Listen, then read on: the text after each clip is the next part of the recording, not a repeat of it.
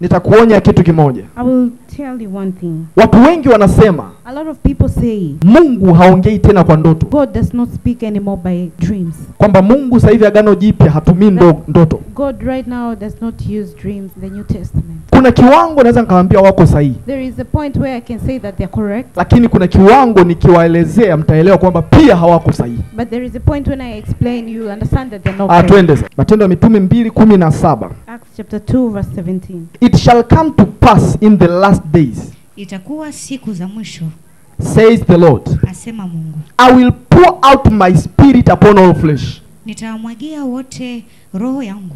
Ni roho gani hapa inamwagwa? Roho ya Mungu. Inaitwaje hiyo roho? What is that spirit called? Holy Spirit, guys. Roho Mtakatifu. Atamwaga kitu kinaitwa Roho Mtakatifu. He will pour the Holy Spirit.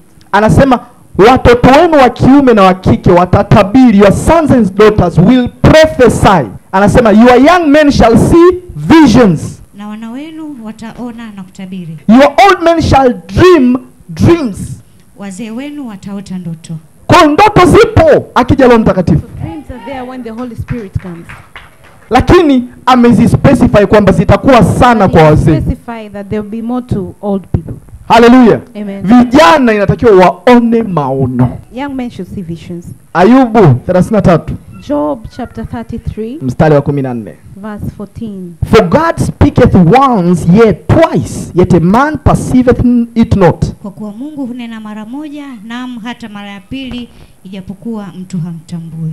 In a dream, kwenye maono, in a vision of the night, kwenye maono ya usiku, when deep sleep falleth upon men, mtu ambapo analala usingizi mzito, in slumbering upon the bed, anapokuwa amesinzia kwenye kitanda, then he openeth the ears of men and sealeth their instructions, anafungua masikio kwa ajili ya kutoa maelekezo, that he may withdraw man from his purpose and hide pride from man. kwa ajili ya kusudi lake.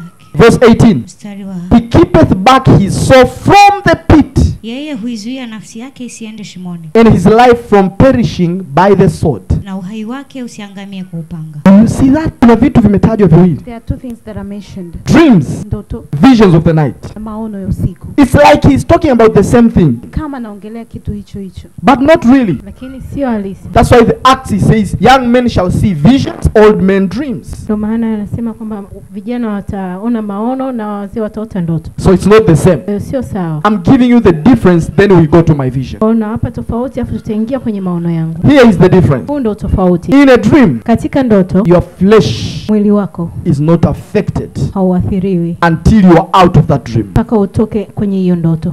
The effects of a dream is when you wake up. Madhara ya kwenye ndoto ni pale unapokuwa umeamka. That's a dream. Hiyo ndo ndoto. Whatever will happen in that dream Chochote kitakachotokea kwenye ile ndoto is when you wake up, when you find out that something happened. ni mpaka utakapoamka ndipo utajua kwamba kuna kitu kimetokea. But a vision, Lakini maono, your flesh is involved mwili wako unahusika even before you are out of that vision. hata kabla hujatoka kwenye hiyo maono. Let us give an example. Toe mfano. If I dream I'm being beaten, Kama nikiota napigwa, I will not feel the pain in that dream, sitosikia maumivu kwenye hiyo ndoto. but I'll just be frustrated and I'll be struggling. Nitakuwa tu nachanganyikiwa na kuhangaika. But when I wake up, Lakini nikiamka, I might not know then. sitojua, lakini baada ya dakika chache I have a swelling here. kwamba nitajua kwamba nimevimba mahali hapa. Someone comes to and say, why are you swollen? Mtu anakuja na kuuliza kwa nini umevimba? The dream Ndoto now is materializing. sasa inaanza kujionyesha. But when it's a vision, Lakini inapokuwa maono, if you are beaten in the vision, ukipigwa kwenye maono, it's that same minute